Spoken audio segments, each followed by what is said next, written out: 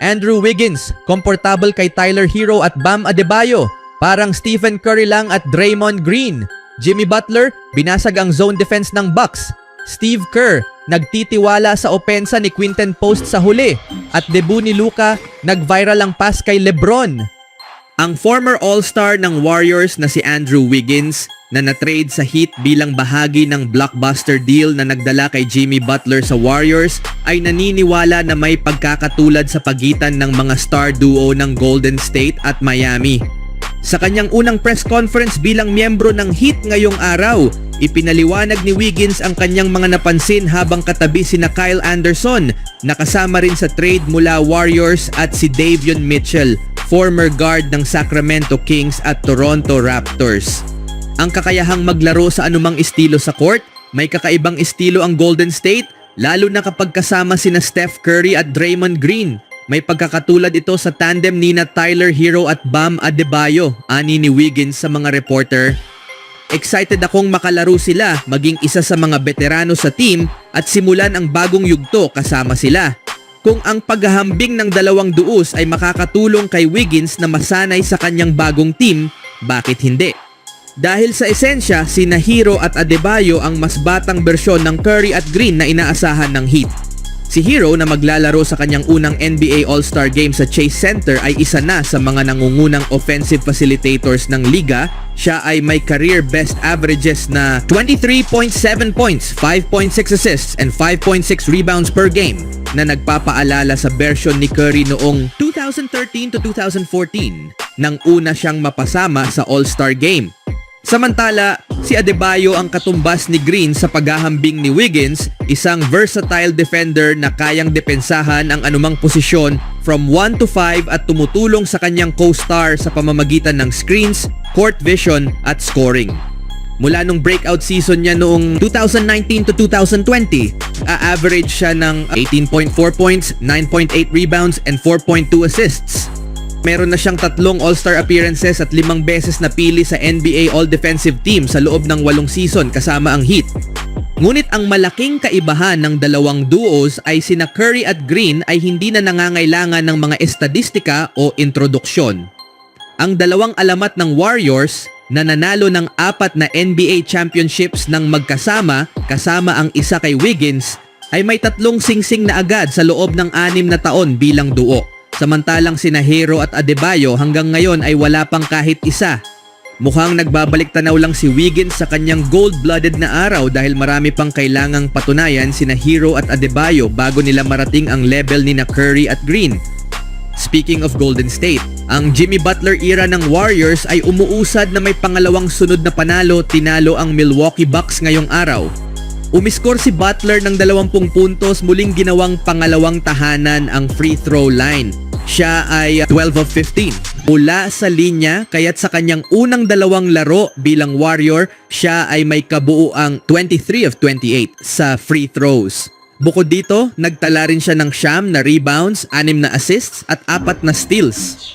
Samantala, si Curry ay nagtala ng 30 puntos o higit pang puntos sa 4 na sunod na laro, ang una niyang pagkakataon mula noong December 2021.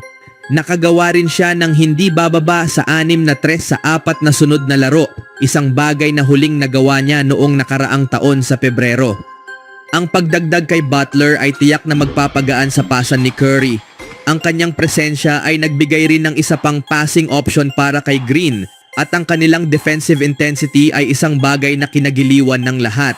Isa pang player ang nabanggit ni Kerr na agad na bumagay sa laro ni Butler matapos ang kanyang debut.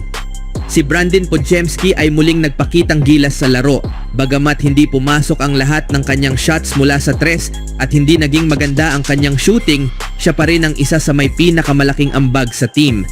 Bahagi siya ng pinakamahusay na lineup ng Warriors, ginagawa ang maliliit ngunit mahalagang bagay na nag-aambag sa panalo. Pinakita niya ang kanyang husay sa depensa, pagkuha ng rebounds at playmaking. Maaaring nais niyang makabawi bilang isang super fan ni Patrick Mahomes o kaya'y gusto lang niyang magpakitang gilas sa harap ng kanyang mga kababayan sa Milwaukee. Pero mukhang ang bagong kakamping maaasahan ay siyang eksaktong kailangan ni Podziemski upang lalo pang umangat ang kanyang laro. Nang mahulog ang Warriors sa malaking lead ng kalaban sa third quarter laban sa Bulls, biglang nagbago ang takbo ng laro nang magdesisyon si Kerr na gumamit ng small ball lineup. Ipinahinga si Post at ipinasok si Moses Moody. Sa halip na maghintay, sinimulan na agad ni Kerr ang laro kontra Bucks gamit ang small ball approach lalo na't wala si Giannis Antetokounmpo. Si Moody ang nagsimula bilang power forward habang si Green naman ang itinapat bilang center na nagbigay sa Warriors ng lineup na walang tradisyonal na sentro.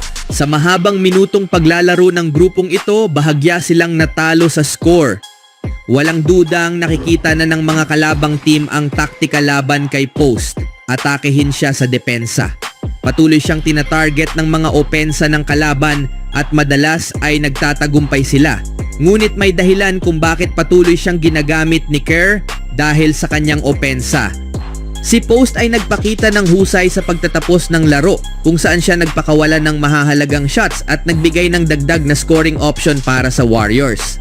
Ngayon may iba't ibang pagpipilian si Kerr sa kanyang rotation. Maaari siyang maglaro ng small ball gamit si Moody bilang isang power forward o gamitin ang taas at shooting ni Post bilang isang wild card sa opensa. Ang tanong na lang ay kung kailan at laban kanino niya gagamitin ang mga lineup na ito habang nagpapatuloy ang season. Sa huling balita, nitong Martes, sinimulan ng Los Angeles Lakers ang laban kontra Utah Jazz sa kanilang home court. Lahat ng mata ay nakatuon kay Luka Doncic na gagawa ng kanyang debut para sa Lakers. Sa first half ng laro, gumawa ang 5-time NBA All-Star ng isang napakagandang pass kay LeBron James na agad naging viral sa social media. Pinangunahan ng Lakers ang laro sa halftime na may malaking lead laban sa Jazz. Ayon kay Dave McMenamin ng ESPN, ang unang tingin sa tambalang LeBron-Luka sa LA Lakers ay napakaganda sa ngayon. Ang Lakers ay may malaking kalamangan sa halftime at ipinapakita nina LeBron James at Luka Doncic ang kanilang husay sa court.